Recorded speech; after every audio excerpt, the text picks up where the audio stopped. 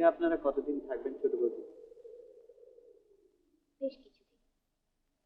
আগে রেনু একটু মন শান্ত করে কলকাতাতে যা ঝড় গেল ওর উপর দিয়ে। হ্যাঁ, ওকে দেখছি আর বড্ড খারাপ লাগছে। ওর জন্য ভয় হয় আমার মাঝে মাঝে, ওর জীবনটা নষ্ট না হয়েছে। এই কি বলছেন? জীবন নষ্ট হবে কি?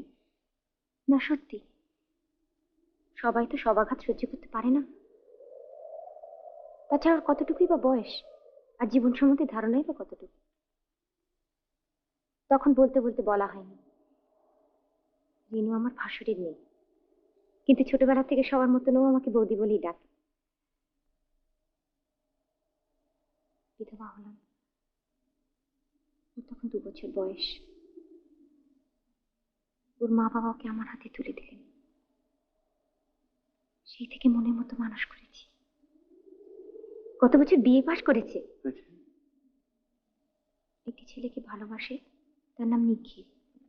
ছেলেটি যদিও কিরম সাহেবি সাহেবি চাল চলন, তবু বাপু আমার ওকে ভালো লেগেছিল।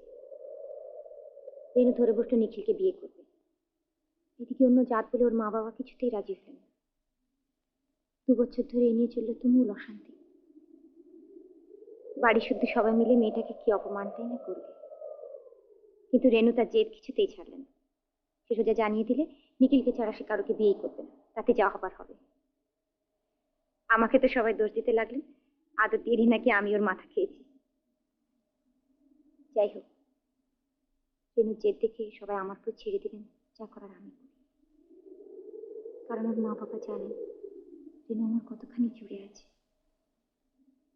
জানেন, অনেক আনন্দ অনেক আশা নিয়ে তো বিয়ে ঠিক করলাম। এমন সময় নিখিল এসে, ছোট বৌদি একবার ভেতরে এসো। রেনু শুয়ে এসে মন খারাপ করছে। সে কি? শুধু চুপচাপ কেঁদেই চলেছে। তুমি বাবু ভেতরে চলো, ভালো লাগছে নাকি?